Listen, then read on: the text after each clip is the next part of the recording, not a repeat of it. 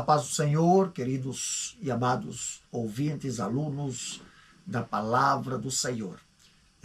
Pastor Davi Passos aqui, mais uma vez, para estudarmos a aula 4 da nossa lição da Escola Bíblica Dominical. Deus é triuno. Esse é o tema do nosso quarta aula, do primeiro trimestre de 2025. Então, vamos estar lendo o nosso textuário que se encontra em Mateus capítulo 28, versículo 19, que diz assim a palavra do Senhor: Portanto, ide, ensinai todas as nações, batizando-as em nome do Pai, do Filho e do Espírito Santo, tá? Verdade prática, nossa lição traz o seguinte texto, dizendo: desde a eternidade, Deus é Pai, Filho e Espírito Santo. E essa verdade está em toda a Bíblia. Então, a nossa leitura em classe, nós encontramos em Mateus capítulo 3, versículo 15 ao 17, e Mateus capítulo 28, versículo 19 e 20. Podes acompanhar aí na sua lição ou na sua Bíblia Sagrada, que diz assim o texto: Jesus, porém, respondendo, disse-lhe: Deixa por agora, porque assim nos convém cumprir toda a justiça. Então, ele o permitiu. E sendo Jesus batizado, saiu logo da água, e eis que se lhe abriram os céus, e viu o Espírito de Deus descendo como pomba e vindo sobre ele.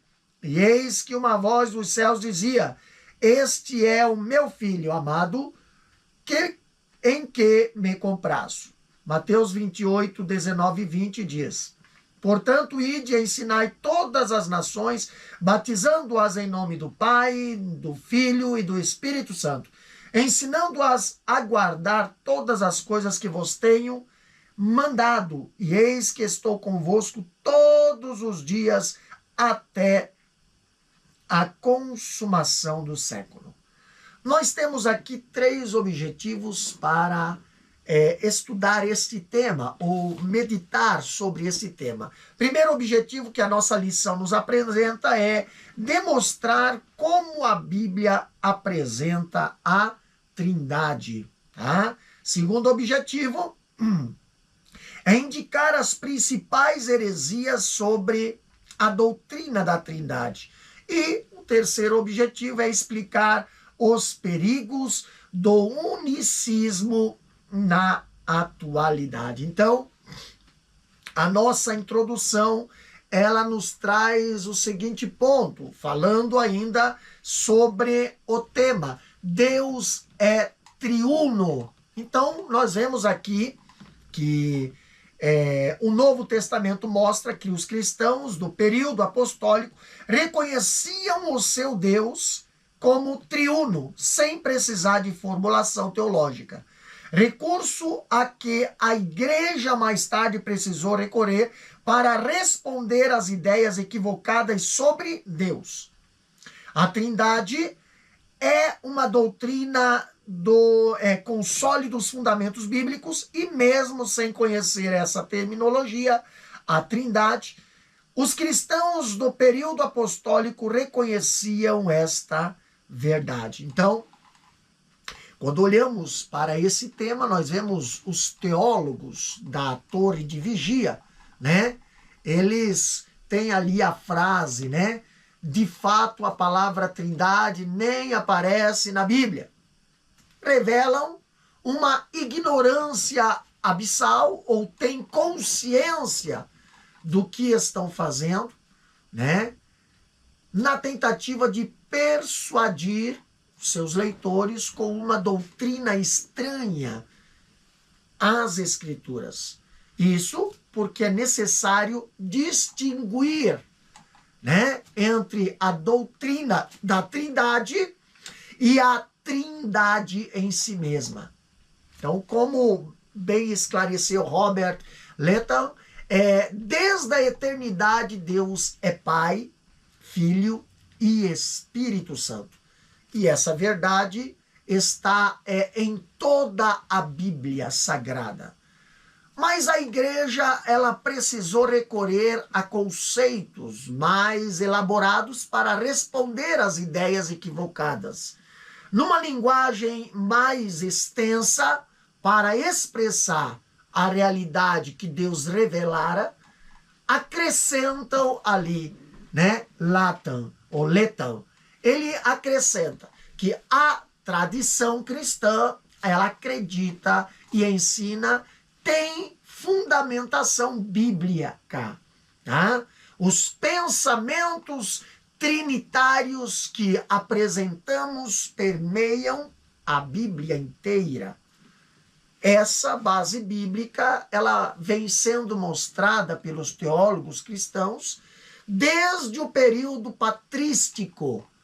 No entanto, o que os líderes das testemunhas de Jeová fazem nada mais do que pinçar as escrituras aqui e acolá e buscar em diversas traduções da Bíblia palavras que pareçam favorecer suas crenças e práticas, sem considerar a exegese e sem priorizar as línguas originais das escrituras sagradas. Então, ali a sua teologia, ela é uma concha de retalhos, inconsistente e também frágil, que nenhuma testemunha de Jeová tem a liberdade ali de examinar qualquer literatura cristã fora das publicações de sua religião.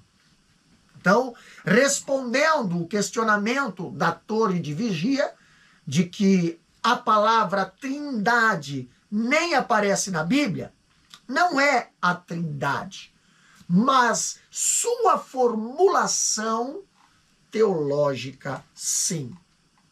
E será analisado aqui mais adiante, conforme nós vamos aqui passando esse tema. Então vamos para o primeiro tópico desta nossa lição, que diz como a Bíblia apresenta a Santíssima Trindade. Primeiro ponto, nós temos aqui a Trindade e o monoteísmo judaico-cristão. Então ali diz: as escrituras ensinam que o Deus de Israel revelado nas escrituras dos judeus é o mesmo Deus do Novo Testamento. Tá? Então, nós temos aqui, letra A diz: cada uma das três pessoas é chamada de Deus. A mesma Bíblia que ensina a haver um só Deus é que Deus é um só. Ensina e que Deus é um só. Ensina também que o Pai é Deus, o Filho é Deus e o Espírito Santo é Deus. Então, o nome Deus se aplica ao Pai sozinho, da mesma forma ao Filho e ao Espírito Santo. Já outra coisa que a letra B diz: cada uma das três pessoas é cada Senhor. Então, isso também ocorre com o tetragrama, as quatro consoantes do nome divino Yahvé, né?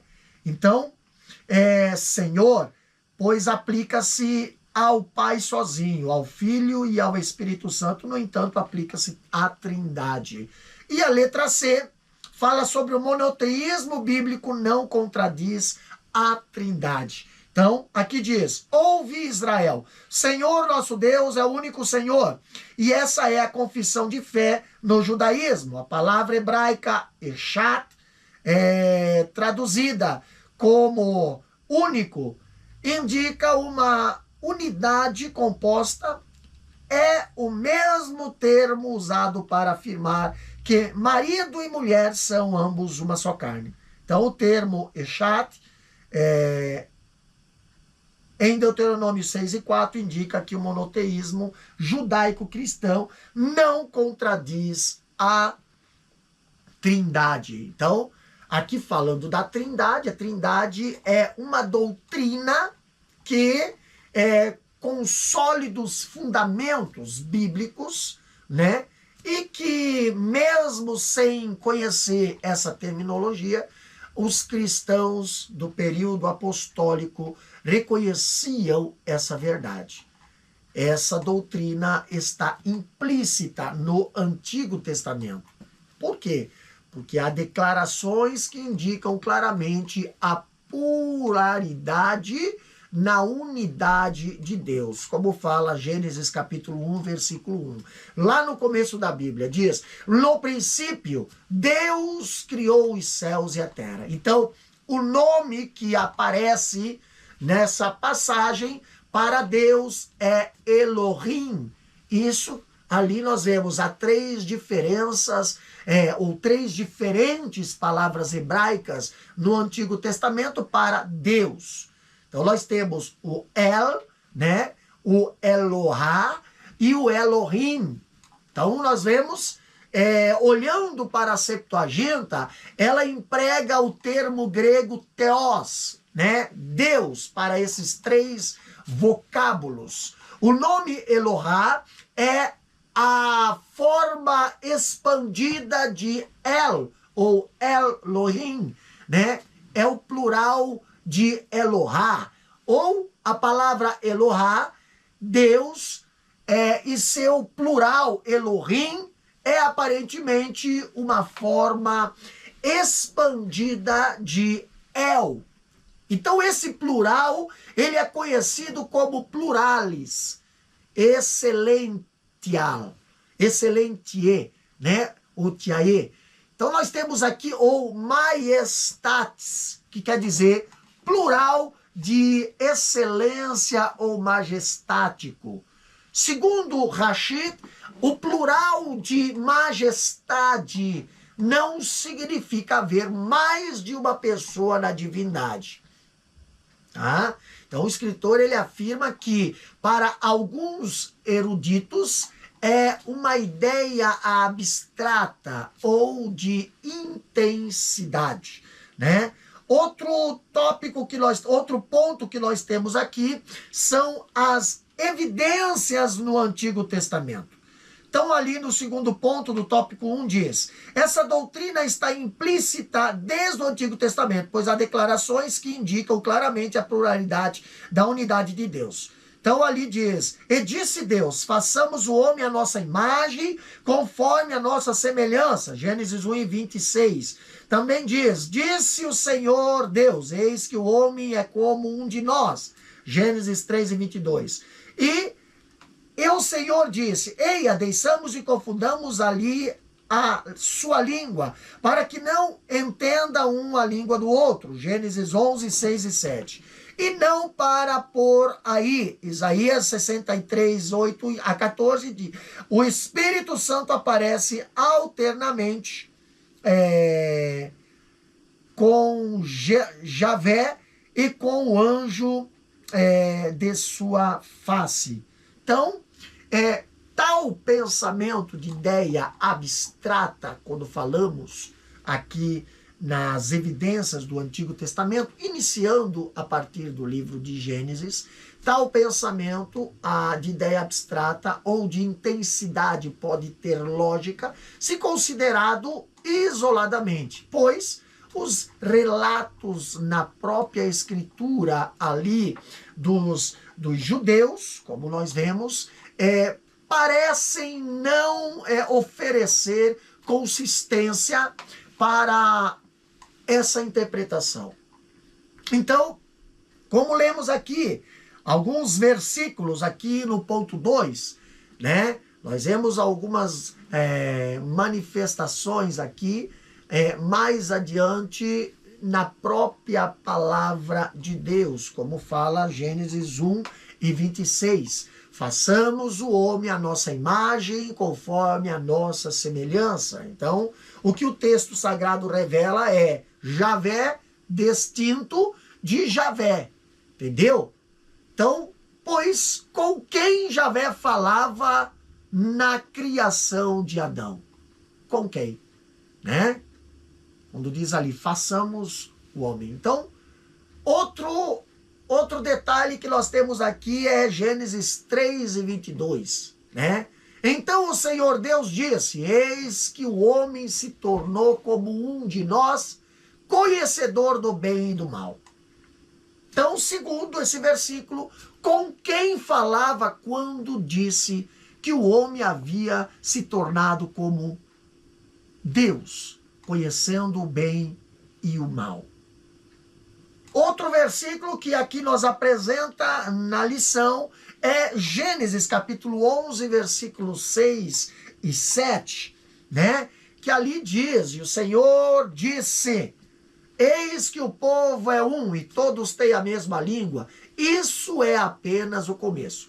Agora não haverá restrição para tudo o que planejam fazer. Venham, vamos descer e confundir a língua que eles falam, para que um não entendam o que o outro está dizendo. Então, Gênesis capítulo 11, versículos 6 e 7. Aí aqui eu pergunto, quem são os participantes desse diálogo? A Bíblia, a começar pelo Antigo Testamento, mostra que existe um relacionamento intratrinitariano desde a eternidade passada, que os teólogos posteriores chamaram de pericoreses, né? Então, a pericorese é uma união, é a união íntima intratrinitariana entre Pai, o Filho e o Espírito Santo. Ou seja, é a habitação das pessoas da Trindade uma na outra. Quando nós olhamos o comentarista João Damasceno, ele escreveu que existe uma permanência e uma habitação de umas hipóteses, né, em outras. Então, por que as hipóstases divinas são contínuas e indivisíveis uma das outras? E tem uma compenetração sem confusão de uma em outra. Não contrariadas, né? Não contrariadas e também não contraídas, nem confundidas, senão como quem se contém uma às outras. Com efeito, o Filho está no Pai e no Espírito, e o Espírito no Pai e no Filho, e o Pai no Filho e no Espírito, não produzindo nenhuma fusão, nem mescla, nem confusão. Quando falamos, Jesus, ele fala desse relacionamento desde antes que o mundo existisse.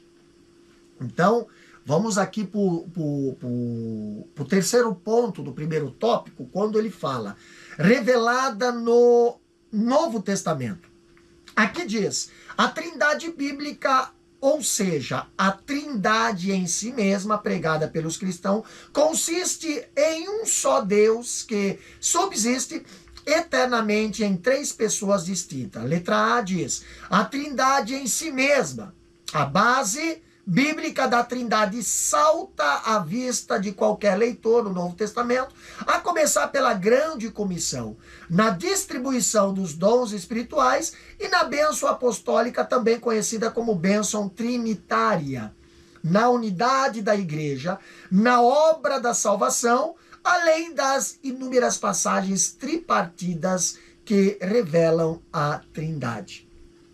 Letra B diz, a trindade dos credos.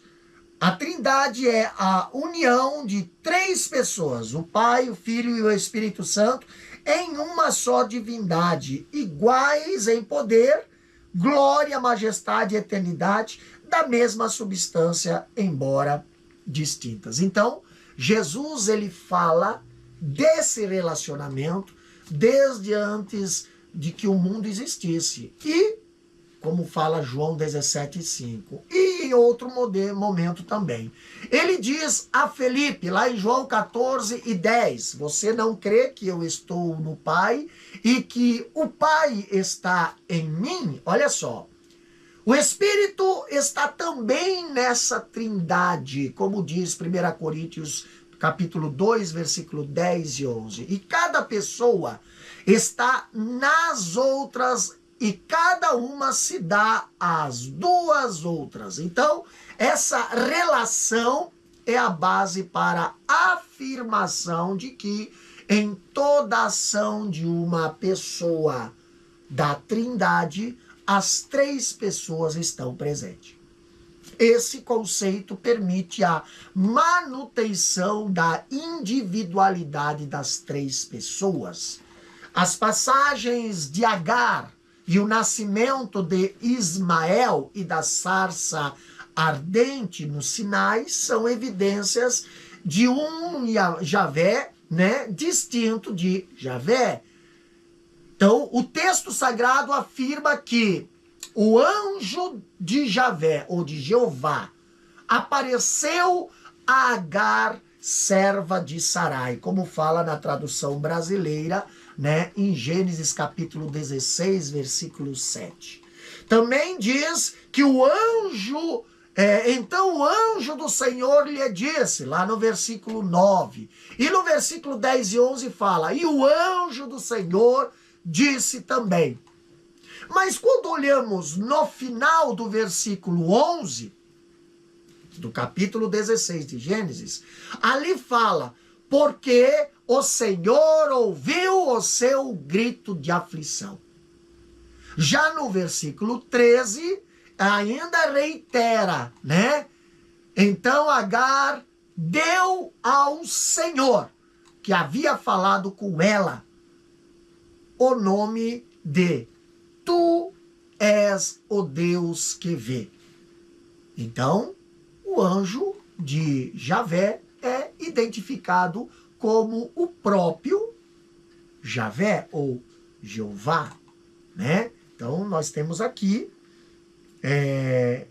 algo interessante, Já em outras partes do Antigo Testamento, nós vemos ali com Moisés, no sarçal do Sinai, o mesmo anjo de Javé aparece a Moisés, quando fala em Êxodo capítulo 3, versículo 2, ali você pode acompanhar na sua Bíblia, ali diz, ali o anjo do Senhor lhe apareceu. Já no capítulo 3, versículo 4 até o 6, diz, revelam que esse anjo é o próprio Deus. Quando o Senhor viu que ele se aproximava para ver, Deus do meio da sarça o chamou e disse, Moisés, Moisés, e ele respondeu, eis-me aqui. Deus continuou, não se aproxime, tire as sandálias dos pés, porque o lugar em que você está é terra santa. E ainda disse mais, eu sou o Deus de seu pai, o Deus de Abraão, o Deus de Isaac, o Deus de Jacó. E Moisés escondeu o rosto porque teve medo de olhar para Deus. Êxodo capítulo 3, versículo 4 até o 6. Então, poderia aqui mencionar outros exemplos, como o anúncio do nascimento de Sansão, e o personagem que apareceu também a Josué por ocasião da conquista de Canaã. Mas é importante aqui nós prestarmos melhor atenção naquelas passagens conhecidas dos crentes que são mais familiares à igreja, como diz lá em Salmo 45, versículos 6 e 7. O teu trono, ó Deus, é para justiça e odeia a iniquidade. Por isso, Deus, o seu Deus, o ungiu com o óleo de alegria, como a nenhum dos seus companheiros. Que história é essa de o Deus do versículo 7 estar ungindo o Deus do versículo 6? Isso não pode fazer sentido numa estrutura monoteísta sem a encarnação do Verbo. Então, quando olhamos para Hebreus capítulo 1, versículo 8, ali nós ficamos sabendo que se trata do Filho, a segunda pessoa da Trindade. Então, veja aqui, ainda nós temos em Salmo capítulo 11, versículo 1, ali fala, disse o Senhor ao meu Senhor, sente-se à minha direita, até que eu ponha os seus inimigos por estrado dos seus pés. Então essa passagem, né, é o próprio Deus conversando com Deus, Yahvé ou Javé, em diálogo com Adonai, tá? Então, Isaías capítulo 6, versículo 3, ali ele é bem claro quando ele fala: a terra está cheia da glória de Javé, dos exércitos. Entretanto, o Novo Testamento diz que esse Javé é Jesus. Compare Isaías capítulo 6, versículo 3 até o 10, e com João capítulo 12, versículo 40 e 41. O texto do versículo 40 é uma citação do texto de Isaías capítulo 6, versículo 10 e o versículo 41. E de Isaías 6 e 3. Então, a Bíblia, ela ensina que Jesus é o Deus Javé dos exércitos. O versículo 3 diz que a terra, ela está cheia da glória de Javé dos exércitos. Mas o Novo Testamento revela que esse Javé dos exércitos é o próprio Cristo, como diz em João capítulo 12, versículo 39 a 41. Né? Por isso, não podia crer, porque Isaías disse assim: cegou os olhos deles e endureceu-lhes o coração, para que não vejam com os olhos, nem entendam com o coração, e se convertam e sejam por mim curados. Isaías disse isso porque viu a glória dele e falou a respeito dele. Então,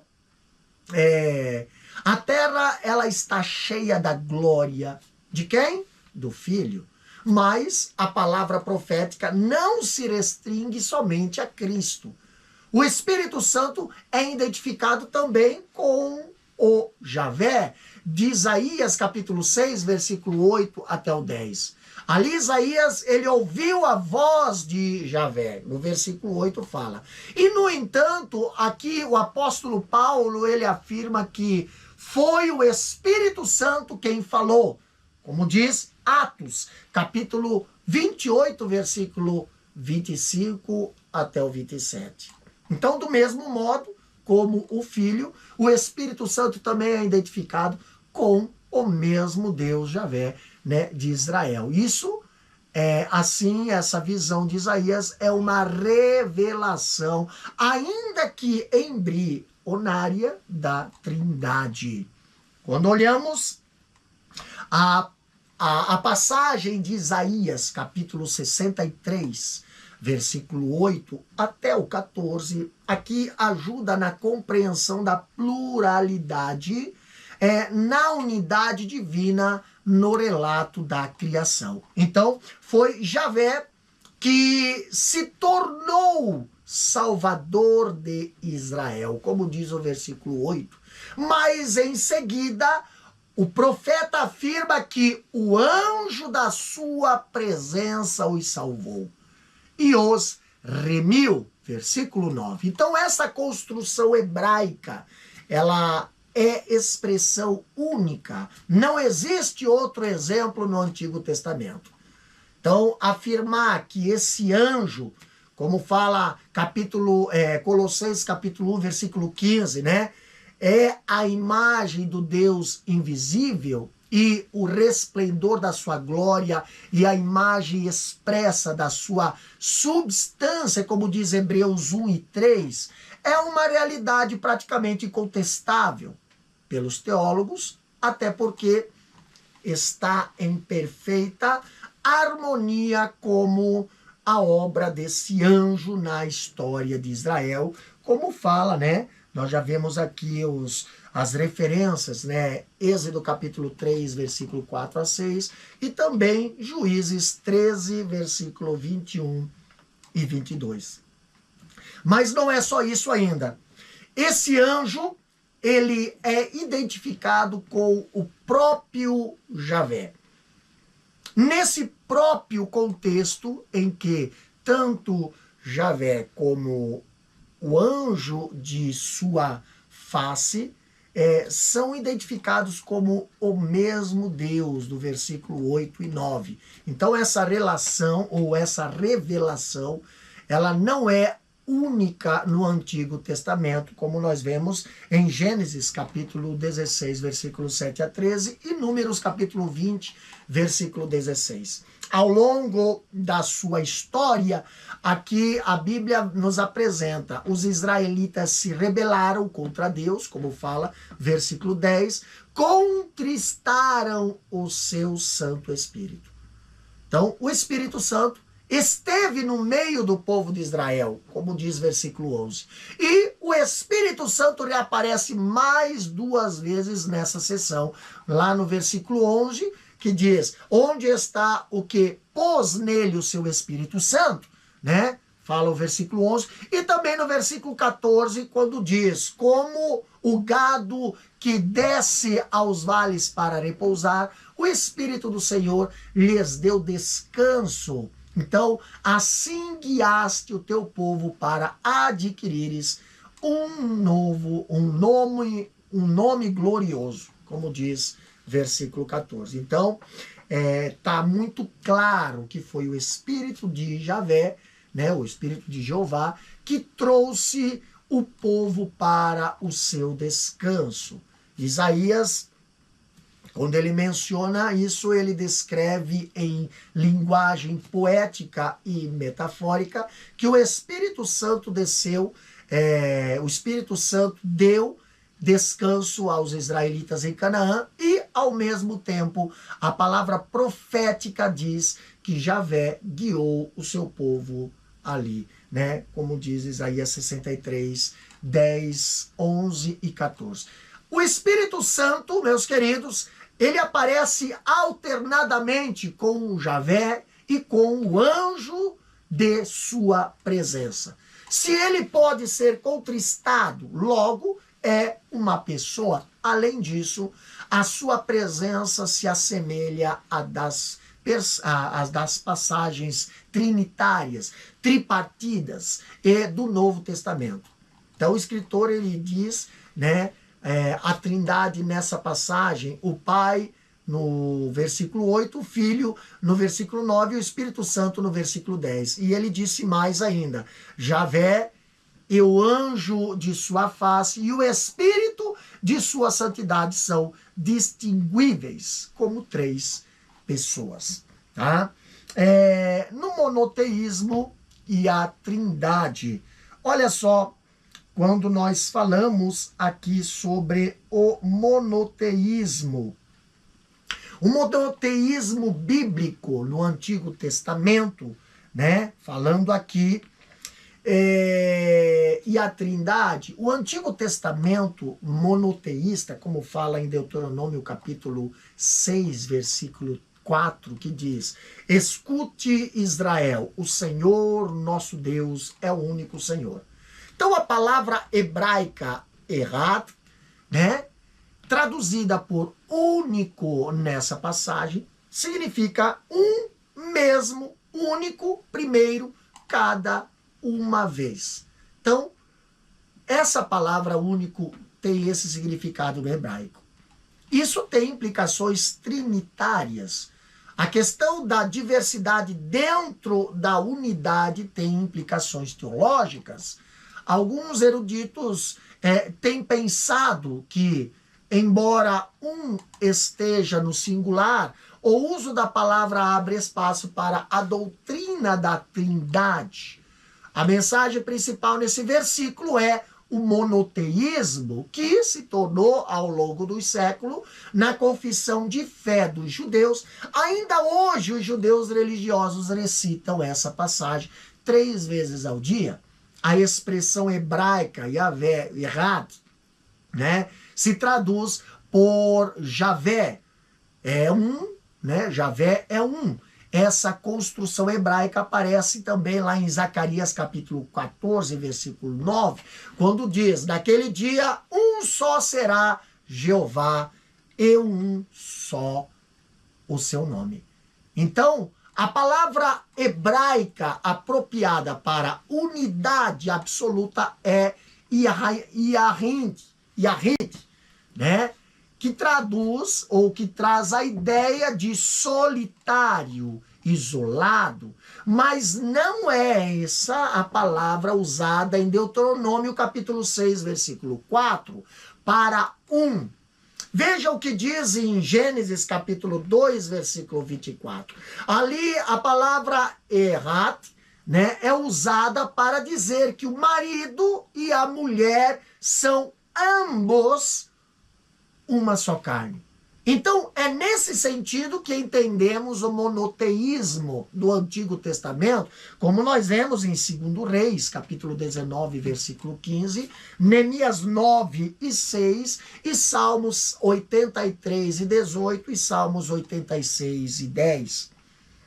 O Deus de Israel, revelado nas Escrituras dos judeus, é o mesmo Deus do cristianismo. No Novo Testamento, quando Jesus respondeu, o principal olha só, ele diz lá em Marcos capítulo 12, versículo 29 e 30, ele fala: escute, ó Israel, o Senhor nosso Deus é o único Senhor.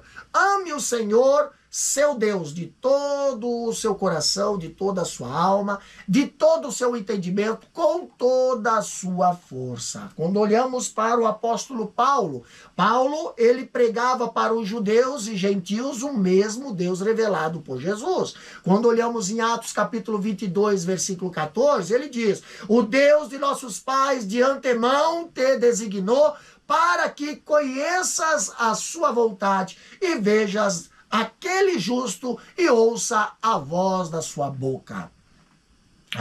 Nas epístolas ainda nós temos os ensinos do apóstolo Paulo, lá em 1 Coríntios capítulo 8, versículo 6, ele fala: todavia para nós há um só Deus, o Pai, de quem é tudo e para quem nós vivemos, e um só Senhor Jesus Cristo, pelo qual são todas as coisas, e nós por ele.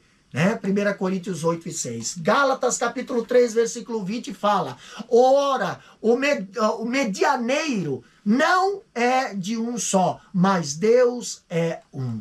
Efésios capítulo 4, versículo 6, ainda Paulo fala: um só Deus e Pai de todos, o qual é sobre todos e por todos em todos vós. Então, a mesma Bíblia que ensina a haver um só Deus e que Deus é um só, ensina também que o Pai é Deus, que o Filho é Deus e o Espírito Santo é Deus. O Pai, o termo Pai, pater, em grego aparece 136 vezes no Evangelho de João, sendo que 120 vezes se refere a Deus.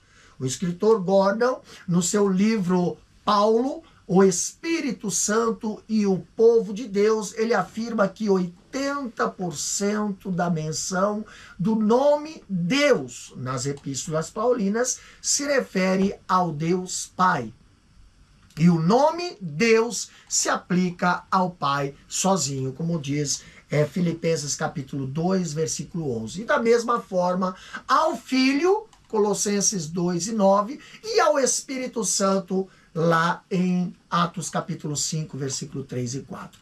Então, aparece na maioria das vezes com referência à Trindade, como fala lá em Deuteronômio 6 e 4. Isso também ocorre com o tetragrama, que são as 4 consoantes do nome divino Yahvé, que é o Y, o H, o W e o H, que aplica-se ao Pai sozinho, Salmo 110, versículo 1. E também ao Filho, como diz Isaías capítulo 40, versículo 3 e Mateus 3 e 3. E também ao Espírito Santo, como encontramos em Ezequiel capítulo 4, versículo 1 ao 3.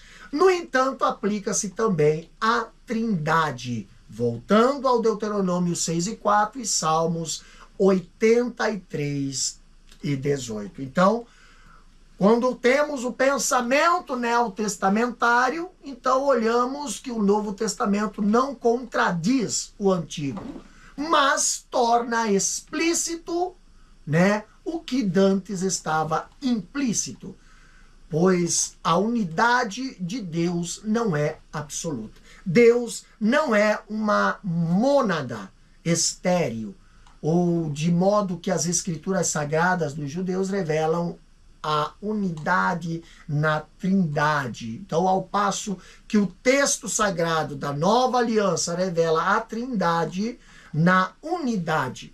Então, a doutrina da Trindade não neutraliza e nem contradiz a doutrina da unidade. E nem a doutrina da unidade anula a Trindade. Então, a Trindade bíblica pregada pelos cristãos consiste em um só Deus, em três pessoas, não três deuses, que seria uma tríade e não uma trindade. Como fala Mateus capítulo 28, versículo 19, ali o Deus da Bíblia é uno e trino, subsiste eternamente em três pessoas, né, distintas, e essas verdades ali podem ser vistas na fórmula batismal, né?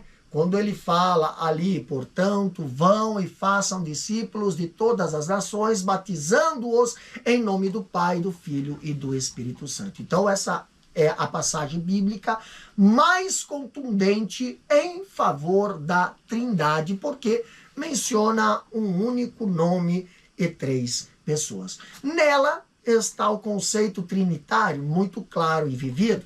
Trata-se de um resumo da realidade divina ensinada por Jesus durante o seu ministério acerca de si mesmo e do Pai, como fala Mateus capítulo 11, versículo 27. Do Espírito, como fala ali Mateus 12 e 28. Então, o texto sagrado, ele está apresentando três pessoas distintas em uma só divindade. Quando fala em nome, quer dizer em nome de Deus, o único Deus que subsiste eternamente em três pessoas. Quando olhamos para 1 Coríntios capítulo 12, versículo 4 até o 6, ali a Bíblia fala: ora, os dons são diversos, mas o Espírito é o mesmo. E também há diversidade nos serviços, mas o Senhor é o mesmo. E há diversidade nas realizações, mas o mesmo Deus é quem opera tudo em todos. Então, esse Espírito do versículo 4 é o Espírito Santo. O Senhor do versículo 5 refere-se ao Filho. E o Deus do versículo 6 ao Pai. Então, o nome Deus, Theos, né? Theos ou Theos, no Novo Testamento grego, quando vem acompanhado do artigo e sem uma qualificação, refere-se sempre ao Pai.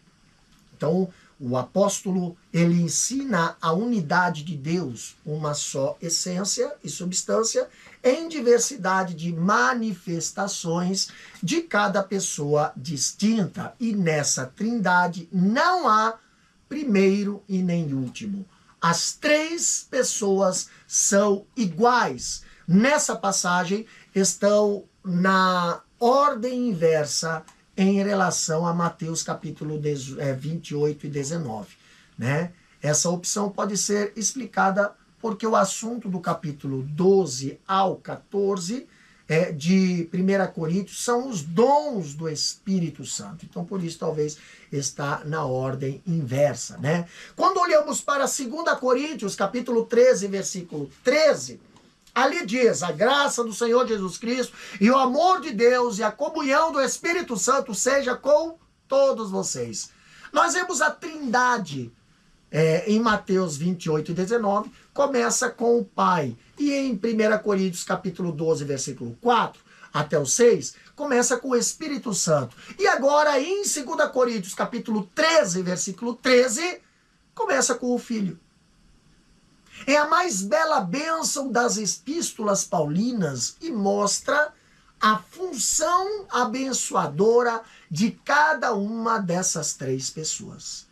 Ela é conhecida como a bênção apostólica, bem que poderia também ser chamado de bênção, né, trinitária. Então, há nessa passagem um certo paralelismo com a bênção sacerdotal lá de Números capítulo 6, versículo 24 a 26, lá no Velho Testamento, né? A graça, o amor e a comunhão são prosperidade de pessoas e não de energia, força ativa ou de qualquer coisa impessoal.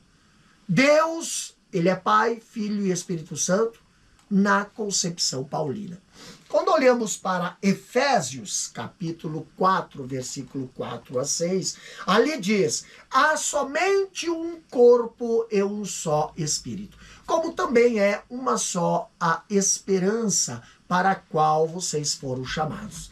Há um só Senhor, uma só fé e um só batismo, um só Deus e Pai de todos, o qual é sobre todos, age por meio de todos e está em vós. Então, a unidade da igreja, o corpo de Cristo, ele gira em torno das três pessoas da Trindade.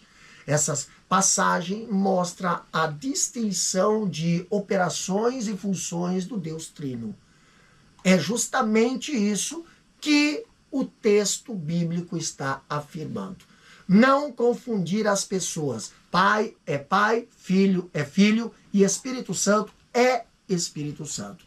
Um só Pai, um só Filho e um só Espírito Santo. As três pessoas são presentes, agindo cada um na sua esfera de atuação, em perfeita harmonia e perfeita unidade. Olhando para as cartas de Pedro, ali em 1 Pedro capítulo 1, versículo 2, ali nós vemos a Bíblia dizendo: eleitos segundo a presciência de Deus Pai, na santificação do Espírito para a obediência e a aspersão do sangue de Jesus Cristo. Então a salvação é obra do Deus Trino. O Pai idealizou a salvação, o Filho realizou e o Espírito Santo a consumou. Então, o Pai, ele é responsável pela eleição, segundo a sua presciência. A redenção realizada no Calvário pela aspersão do sangue de Jesus, o Filho, e a santificação dos salvos é obra do Espírito Santo. Então, há ainda várias passagens tripartidas, né, do Novo Testamento que revelam a Trindade, além das declarações bíblicas apresentadas aqui. Há outras evidências contundentes que fundamentam essa doutrina. Então, cada uma dessas pessoas é chamada individualmente de Deus, o Senhor, Deus e Senhor, né?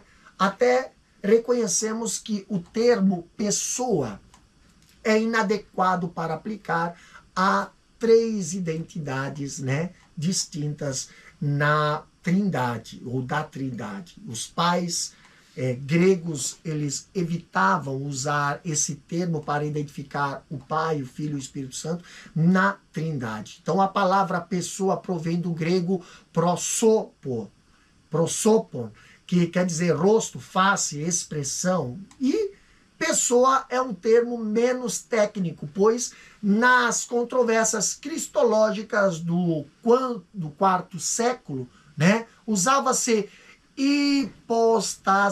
hipostasis ou subsistentia, né, subsistentia para se referir às pessoas da Trindade ou à pessoa de Cristo. Então, seu equivalente latino é persona, termo usado por Tertuliano com o sentido de máscara, para refutar as heresias sabelianistas, né? Essa palavra tinha conotação com a máscara que o ator usava para representar uma personagem, né, no teatro grego. Então, aplicando-a para o que chamamos de pessoas, na Trindade poderia induzir alguém ao sabelianismo ou modalismo. Então, por essa razão, os pais da igreja preferiam chamar essas pessoas de homoouses, né? Homoouses, ou ser, ou hipóstasis, né? Forma de ser ou de existir. Hipóstasis provém de duas palavras gregas, hipo, que quer dizer sob, e statai, que quer dizer ficar. Então, na discussão teológica sobre a doutrina da Trindade, na era da patrística, era usado como símbolo ou ousia, essência e ser. Então, nosso conceito da palavra pessoa diz respeito à parte consciente do ser humano que pensa, decide, sente, constitui seu caráter, identidade e individualidade, tá? Por isso não devemos confundir pessoa com o homem, o ser humano. A pessoa é o eu de cada um. É até possível o uso alternativo de pessoas e homem como ser, indivíduo, sujeito, personalidade, identidade, caráter, mas isso nunca deve acontecer quando o assunto diz respeito a três pessoas da Trindade. Nesse caso, é necessário haver restrição, pois não se trata de três seres indivíduos ou sujeitos, mas de três identidades conscientes. A Trindade é a união de três identidades pessoais em um só ser indivíduo, Deus, uma só substância ou essência. Então, a natureza divina é uma, mas as pessoas divinas, três. Quando falamos, portanto, das três pessoas da Trindade, não estamos falando de três seres, tá? Vamos para o segundo tópico. Aqui o segundo tópico da nossa lição, ele diz, tem o título, As heresias contra a doutrina da Trindade. Então, nós temos aqui, diz o seguinte, são duas as principais heresias contra a Trindade. O unicismo e unitarismo. Ambas são contrárias à Bíblia, condenadas pelas igrejas antigas e rejeitadas pelos principais ramos do cristianismo. Nessa lição trataremos do unicismo. Então, aqui para nós fazermos uma introdução, nós vemos que a Bíblia ela revela a triunidade de Deus sem necessitar de definições teológicas e o destinatário original de cada texto bíblico compreendido com a clareza e a unidade da Trindade e a Trindade na unidade. Quando olhamos a expressão, a expansão do cristianismo no vasto império romano, era geográfica e também era intelectual, como temos em Romanos capítulo 15, versículo 19, Colossenses, capítulo 1, versículo 6. Então, a pregação do evangelho, ela passou a se defrontar nas diversas tradições gregas e romanas, como fala Atos, capítulo 16, versículo 1 e Atos 17, 18 a 22. Mas a maneira de pensar desses movimentos culturais e intelectuais exigia formulações teológicas precisas e racionais na comunicação da verdade cristã, somando-se a isso, né, o surgimento de heresias e muitos movimentos heterodoxos como os ebionitas, os gnósticos e os monarquianistas, os arianistas, entre outros. Assim, chegou um momento em que a simples repetição da passagem bíblica já não era mais suficiente. Isso exigia da liderança da igreja definições teológicas mais claras e racionais. Então, eram duas principais heresias contra a Trindade: o unicismo e o unitarismo. ambas contrárias ao pensamento cristão apostólico, rejeitadas pelas igrejas antigas e condenadas pelos principais ramos do cristianismo. Então, o unitarismo será estudado no capítulo seguinte aqui, como nós vemos. Vamos ver, então, temos aqui o unicismo, né? Unicismo diz assim na nossa lição: esse movimento, desde a sua origem, no século III, é conhecido como monarquianismo, né? Modalismo, patripacianismo e sabelianismo. Os principais heresiarcas representantes desse movimento foram Noeto, Praxias e Sabélio. O unicismo não nega a deidade absoluta do Filho e nem o do Espírito Santo, mas nega a Trindade, pois confunde as pessoas. A heresia consiste em negar a Trindade, pois ensina a ser o Pai, o Filho e o Espírito Santo, uma única pessoa e não três pessoas distintas em uma só divindade. A Bíblia ensina o monoteísmo, ou seja, a existência de um só e único Deus eternamente subsistente em três pessoas distintas. É como afirma o nosso credo em nossa declaração de fé. Então, o monarquianismo, isso foi um movimento que surgiu depois da metade do segundo século, em torno do monoteísmo cristão.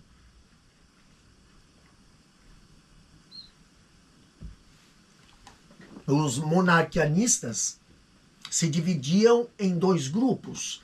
Então, os dinâmicos, que ensinava a ser Cristo, Filho de Deus, mas por adoção, e os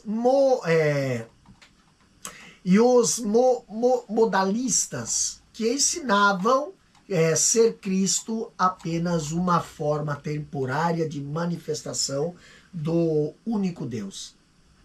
Quando olhamos Tertuliano, que polemizou com eles, né, os chamou de monarquianistas, né, que do grego quer dizer monarquia, né, governo exercido por um único soberano. Então, eram os opositores da doutrina do Logos, ou do Alogoi, né, aqueles que rejeitavam o Evangelho de João. Então, o tema sobre o monarquianismo dinâmico será retomado no capítulo seguinte, quando nós vamos falar mais para frente.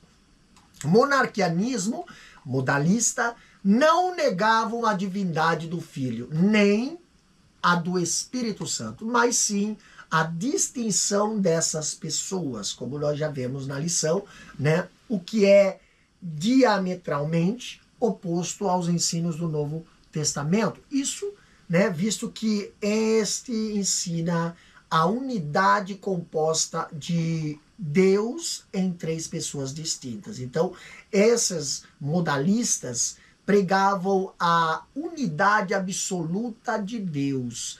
Seus principais representantes aqui, como nós vemos, era Noeto, Praxias e Sabélio. Então, Noeto, se nós for falar aqui desse camarada, Noeto era natural de Esmirna, segundo Hipólito de Roma. Ele ensinava que Cristo era o próprio Pai, e o próprio Pai nasceu, sofreu e morreu, segundo ali os escritos dele, né? Então, Cipriano, ele que era bispo de Cartago, chamou a heresia de Noeto de patripacionismo, né?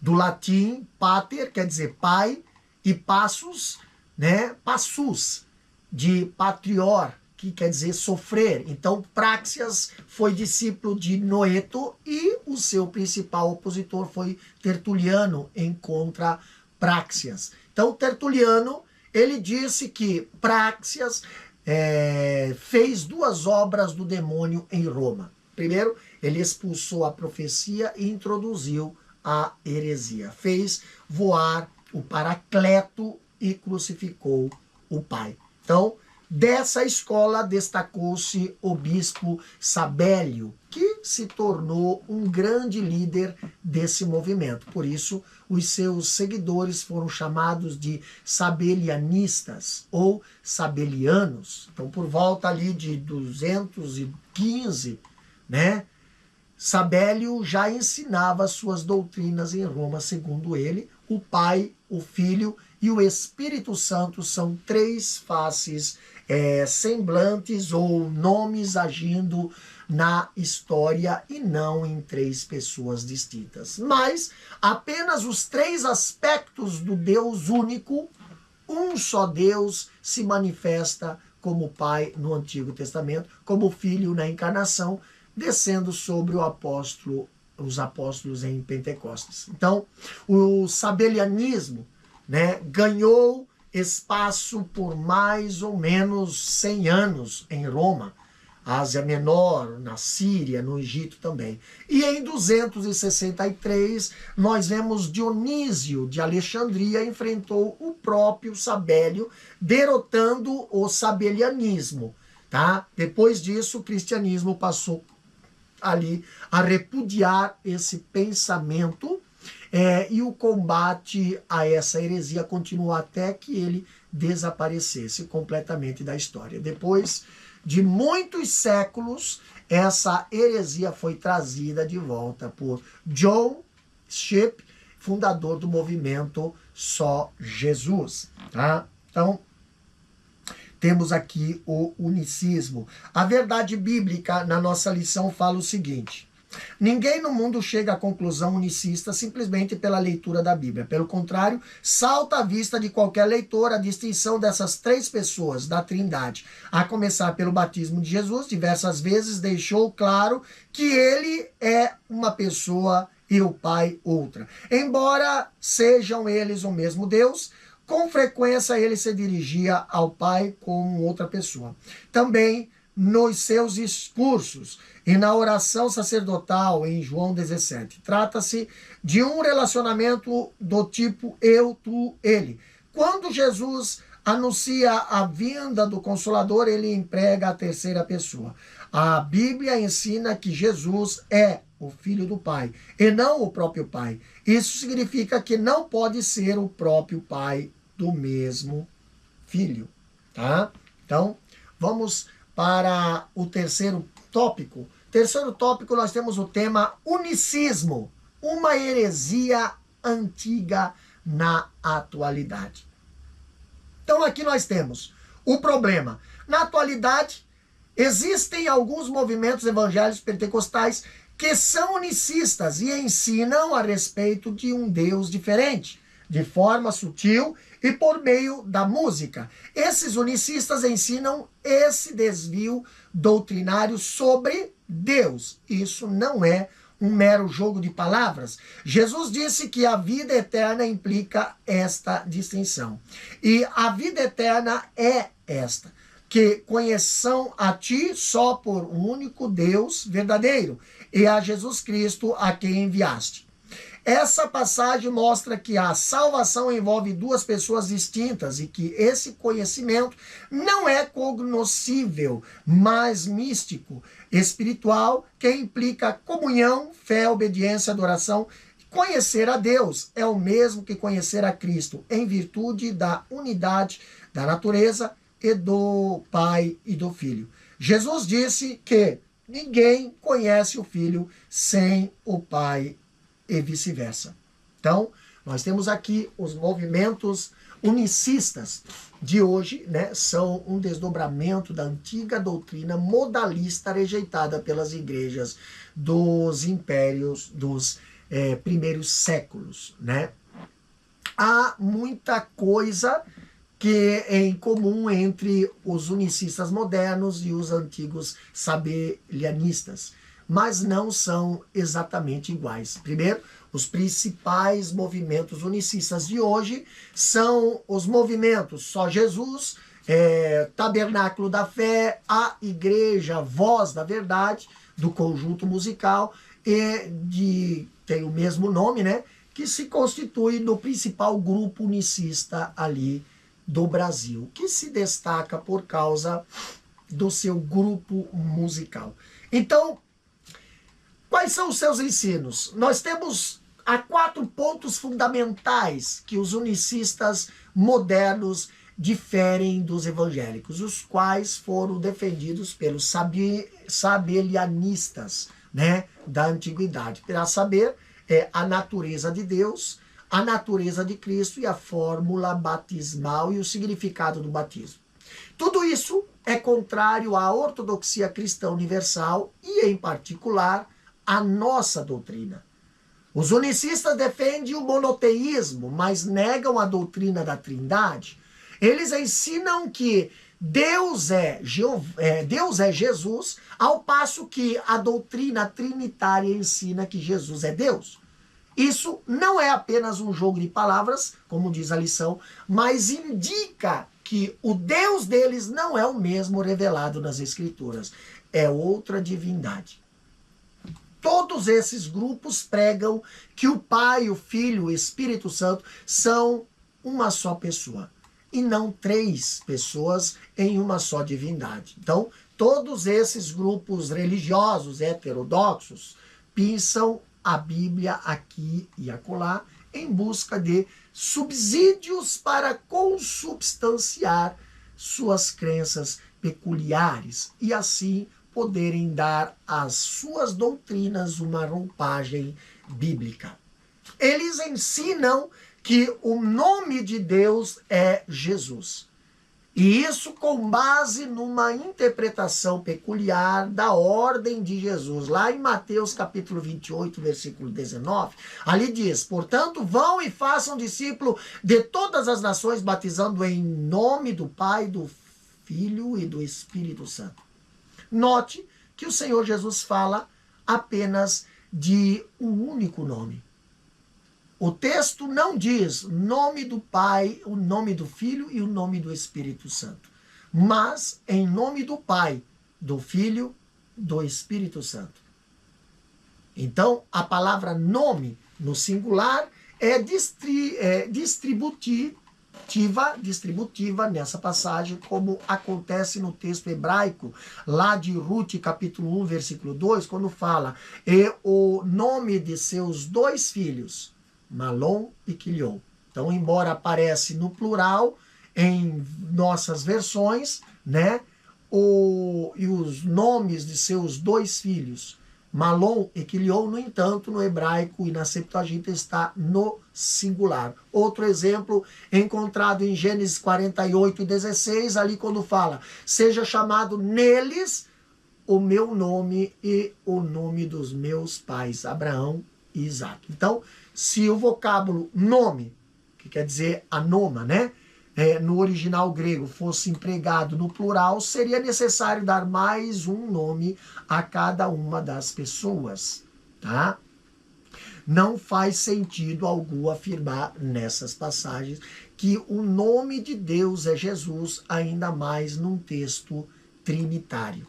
Então, os unicistas de hoje e da antiguidade, eles citam algumas passagens bíblicas que eles julgam favorecer sua doutrina, como nós vemos Isaías 9:6, João 10:30, João 14:8, 9, 18, entendeu? Então, quando olhamos a expressão lá de Isaías capítulo 9, versículo 6, Pai da eternidade, não está afirmando que o Filho seja o Pai, o Deus Pai, mas Pai da eternidade.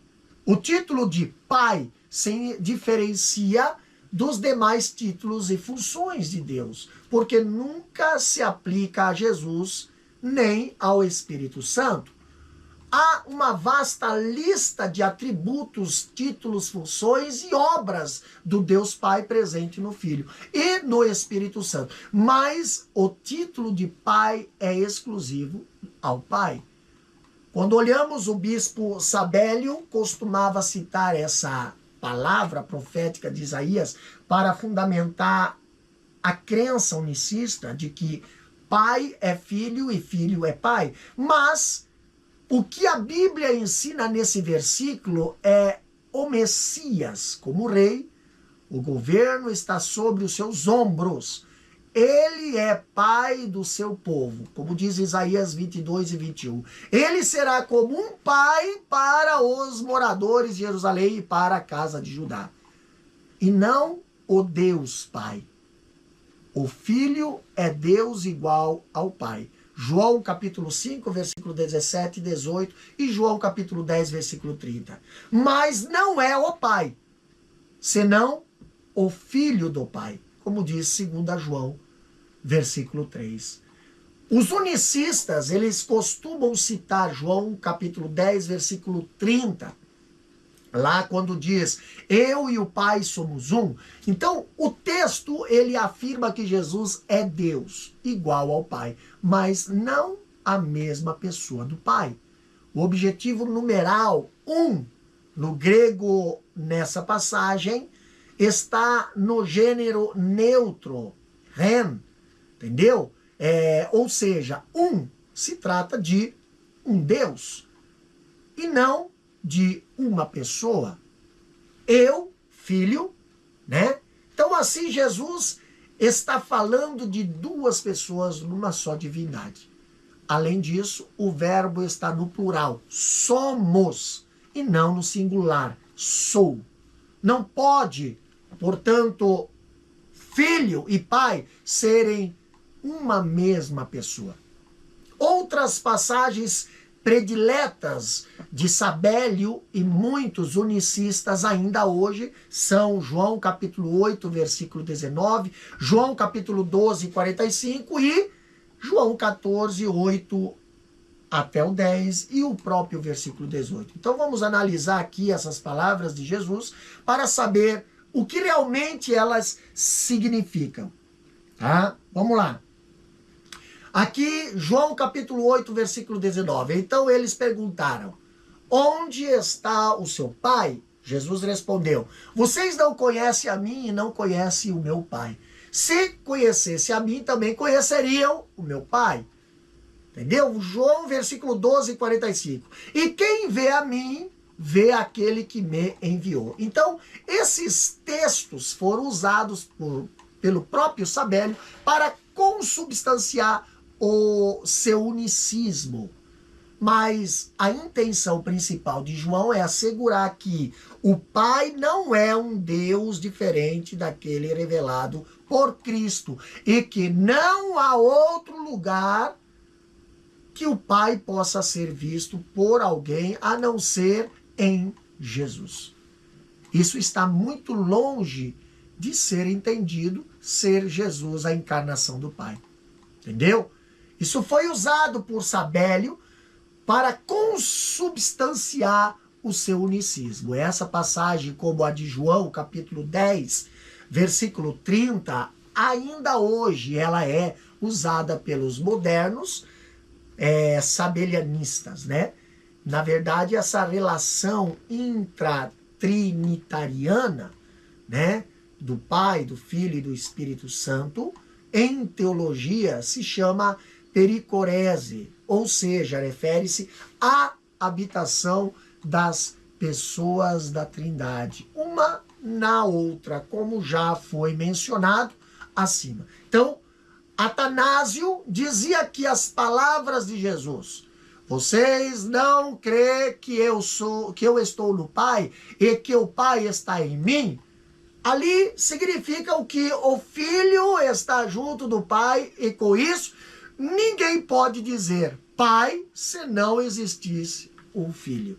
Então, ali nós vemos que além disso ainda o versículo seguinte, né, ainda o versículo 10, ainda diz, as palavras que eu vos digo, não as digo de mim, mas o Pai que está em mim é quem faz as obras. Então, contraria os argumentos unicistas, revelam o equívoco deles, pois diferencia a pessoa do Filho e do Pai, tá?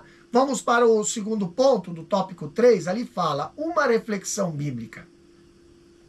O que dizer de pessoas convertidas por meio do ministério dessa música unicista? O poder é da palavra e não do tal movimento. A palavra de Deus é a semente, mesmo sendo semeado por mãos enfermas e infeccionadas, a semente vai germinar. Jesus falou sobre isso no Sermão do Monte. Alguns podem dizer que se sente bem ao ouvir tais músicas. Assim convém lembrar que ninguém está autorizado a fundar doutrinas com base em experiências humanas. As emoções caíram com a natureza humana no Éden e não servem como instrumento aferidor da doutrina. A Bíblia é a única fonte de doutrina e não as nossas emoções, pois somos norteados pela palavra na direção do Espírito, tá? Então, aqui nós vemos algo interessante. A promessa de Jesus, né? A promessa de Jesus aqui diz: não deixarei que fiquem órfãos, voltarei para junto de vocês, como diz João capítulo 14, versículo 18.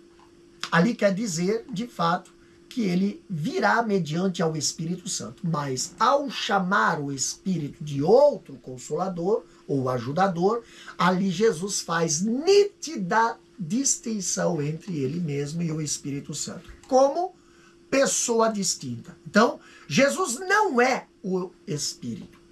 Nós, trinitarianos, cremos que Jesus é Deus, mas para os unicistas, Deus é Jesus. Pois para eles não existe trindade, de modo que o Deus deles não é o mesmo Deus revelado na Bíblia. É outra divindade. O apóstolo Paulo fala de um outro Jesus estranho no Novo Testamento. Lá em 2 Coríntios capítulo 11, versículo 4, ele diz: outro Jesus, diferente daquele que nós pregamos. Então, o conceito unicista anula a obra mediadora entre Deus e os seres humanos. A salvação é obra do Deus trino e uno, como diz 1 Pedro capítulo 1, versículo 2. Então, os adeptos do movimento unicista, eles defendem o batismo só em nome de Jesus e ensina que a salvação depende dessa prática. Segundo o escritor Crank, Kinner, nesse batismo em nome de Jesus se distingue de outras práticas de imersão judaicas.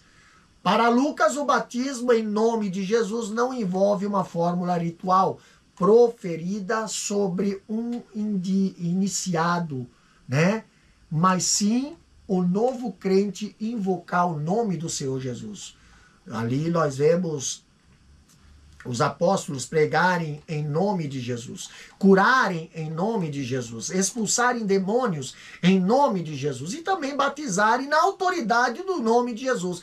É o significado do batismo, em nome de Jesus Cristo, como diz Atos capítulo 2, versículo 38. Mas em nome do Senhor Jesus, já fala em Atos 8 e 16, Atos 10 e 48 e também Atos 19 e 5. Mas a fórmula batismal é, como diz Mateus capítulo 28 e 19, em nome do Pai, em nome do Pai, do Filho e do Espírito Santo. E os unicistas, eles mutilam a personalidade do Pai e do Filho com a doutrina das manifestações. Lá, como diz 1 João capítulo 2, 22 e 23 e 1 João capítulo 5, versículos 5 ao 9. Ninguém no mundo chega a tal conclusão simplesmente pela leitura da Bíblia. Salta à vista de qualquer leitor da Bíblia a distinção dessas três pessoas da Trindade, a começar pelo batismo de Jesus, lá de Mateus capítulo 3 e 16. Então, a manifestação das três pessoas é inconfundível no batismo de Jesus. O Filho saindo das águas do Jordão, o Espírito Santo descendo sobre ele e a voz do Pai falando desde o céu. Então, reiteradas vezes, Jesus deixou claro que ele é uma pessoa e o Pai é outra. Como falamos em João capítulo 8, versículo 16 e 17, ali diz, também na lei de vocês está escrito que o testemunho de duas pessoas é verdadeiro. Então, eu dou testemunho de mim mesmo, e o Pai que me enviou também dá testemunho de mim. Então, disse ainda que essa doutrina não é uma mensagem alternativa, mas uma questão de vida ou morte. João 17:3 fala, e a vida eterna é essa, que conheçam a ti, o único Deus verdadeiro, e a Jesus Cristo, a quem enviaste. Então, isso significa que a Trindade é essencial no plano divino da salvação. Se o Pai é o mesmo Filho, como pregam os unicistas? A quem Jesus ofereceu o sacrifício pelos nossos pecados? A quem Jesus pagou o preço da nossa redenção? Como diz Lucas capítulo 23 e 46, Jesus entregou o seu Espírito a outra pessoa, ao Pai, né? Então, muitas vezes, o Senhor Jesus se dirigia ao Pai como outra pessoa, como diz Mateus capítulo 20, versículo 23, e Mateus 26, 39 a 42. Também nos seus discursos, né?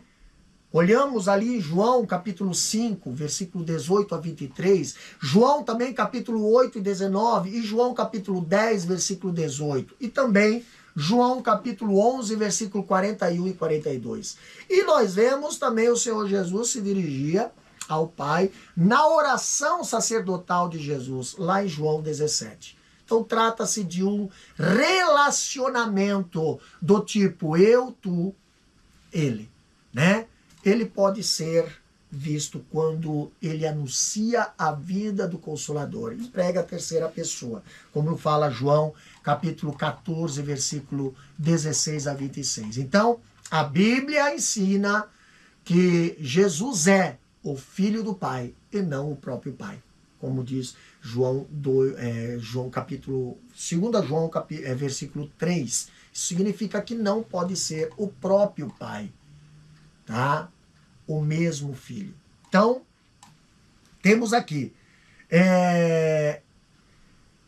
a posição oficial. Vamos ler na lição? A posição oficial, o unicismo é condenado na Bíblia, considerado heresia pelas igrejas desde a sua origem e rejeitado pelos principais ramos do cristianismo e pela nossa declaração de fé.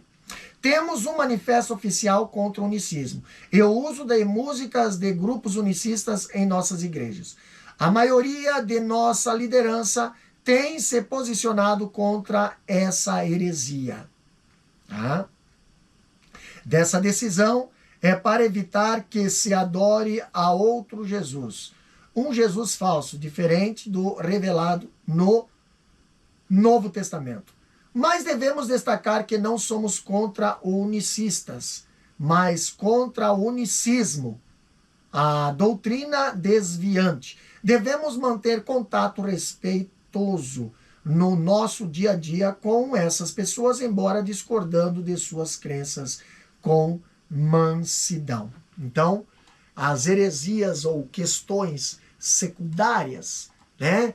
Aqui nós vemos que há os que acham que esse problema não é grave, dizendo que o Espírito Santo não está preocupado com o sistema teológico, como trinitarianismo e nem com o unicismo, né? Mas discordamos dessa posição, pois é o mesmo que dizer que o Espírito Santo não está preocupado com a verdade. A Bíblia chama o Espírito Santo de Espírito da verdade, como fala João 14, 16 e 17 e João 15 e 26. Tá? E também diz, o Espírito é a verdade, como diz 1 João capítulo 5, versículo 6. Então, os dois sistemas teológicos, unicismo e trinitarianismo, são excludentes. Não é possível conciliar os dois. Um desses sistemas não é verdadeiro. Então, o que dizer de pessoas convertidas por meio do ministério de músicas unicistas? Olha só, o poder da palavra, o poder é da palavra e não do tal movimento, como nós lemos aqui nesse último ponto aqui da lição, tá? Ali diz, né, ela é a semente, mesmo sendo semeada por mãos enfermas e infeccionadas, a semente vai germinar. Jesus falou sobre isso no Sermão do Monte, lá em Mateus capítulo 7, 21 e 23. Convém lembrar que ninguém está autorizado a fundar doutrinas sobre experiências humanas. Então, as emoções caíram com a natureza humana lá no Éden, segundo Jeremias 17:9, nós lemos aqui na lição, tá? E não serve como instrumento aferidor da doutrina. Mesmo que as experiências sejam milagrosas, a Bíblia diz que Satanás se transfigura em um anjo de luz, como diz 2 Coríntios capítulo 11, versículo 13 a 15. E oferece, portanto, experiências espirituais falsas. Jesus disse que os falsos profetas são reconhecidos pelos frutos e não pelos milagres e maravilhas. A Bíblia, ela é a única fonte de doutrina e não as nossas emoções. Portanto, dizer que se sente bem ao escutar certas músicas não garante que sua teologia é bíblica, tá? Olha só, presta atenção. O unicismo é condenado na Bíblia e considerado heresia pelas igrejas desde a sua origem e rejeitado pelos principais ramos do cristianismo e pela declaração de fé das igrejas cristãs. Tá? Então, a nossa convenção, agora falando das Assembleias de Deus do Brasil, né, a CGADB, divulgou um manifesto contra o unicismo e o uso de suas músicas em nossas igrejas, e a maioria das nossas lideranças tem se posicionado contra essa heresia. Mas a importância dessa decisão é para evitar que se adore um outro Jesus, um Jesus falso, diferente do revelado no Novo Testamento. Como fala 2 Coríntios, né, capítulo 11, versículo 4. O Deus que é louvado nessas músicas não é trino e uno. E isso seus mestres declaram abertamente aos quatro ventos. Mas é importante destacar que não somos contra os unicistas, como nós acabamos de ler aqui na lição, né? Mas sim contra o unicismo. Nós devemos ali manter contato respeitoso no nosso dia a dia com essas pessoas, embora discordando das suas crenças de maneira educada. E isso vale para cultores, né, de crenças inadequadas, mas não devemos compartilhar as suas crenças, como fala 2 João capítulo 10, versículo 11. Então, a doutrina de Deus é o primeiro de todos os mandamentos. É uma questão de vida ou morte. Não é, portanto, mensagem alternativa. Salta à vista de qualquer leitor da Bíblia a pluralidade na divindade.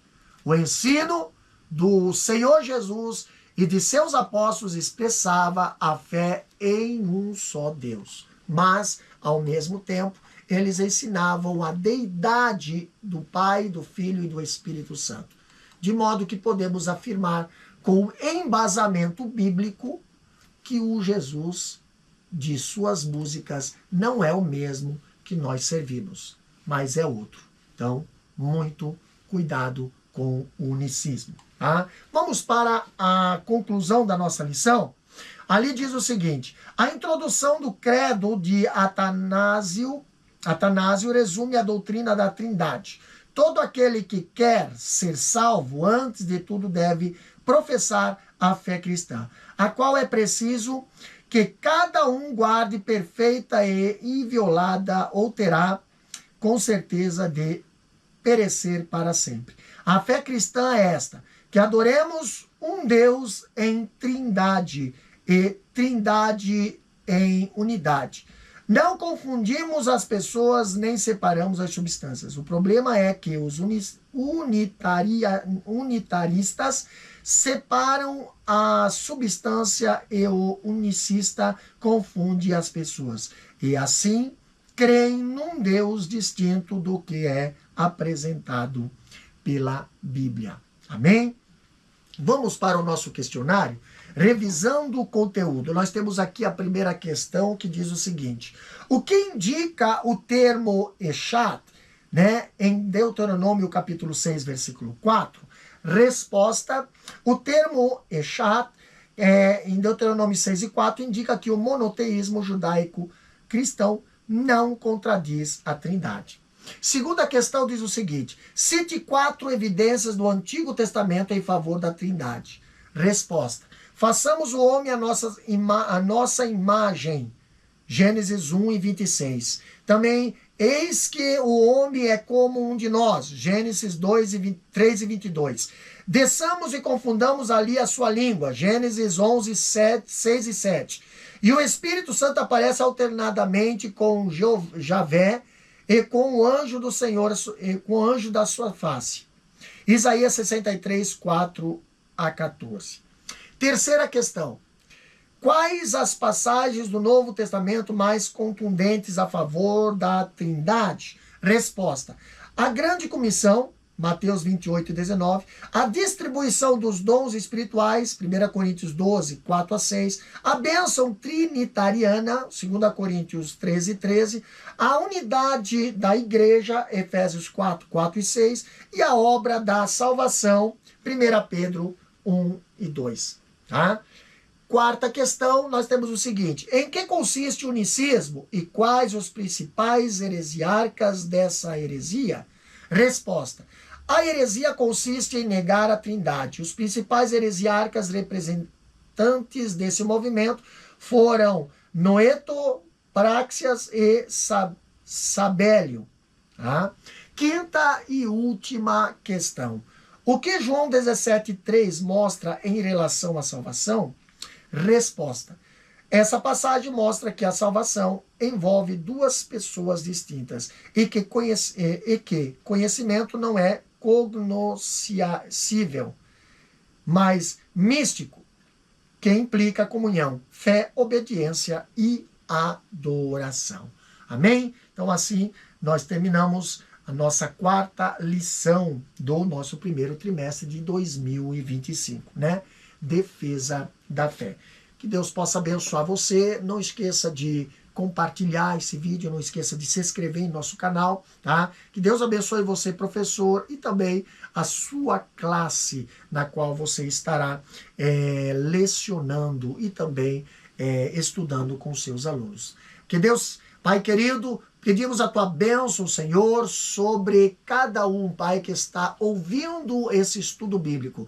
Abençoa, Senhor, para que nós possamos crescer na graça e no conhecimento, para que nós possamos, Senhor, entender e compreender a tua palavra. Abençoa cada professor, abençoa cada classe, abençoa cada plano de aula, Senhor. Deus querido, que nossas igrejas, que a tua igreja, Pai, possa estar blindada, protegida contra as heresias destes últimos dias, Senhor, na face da terra. Pedimos a tua bênção sobre cada um, Deus, no nome de Jesus. Amém e amém. Que Deus vos abençoe.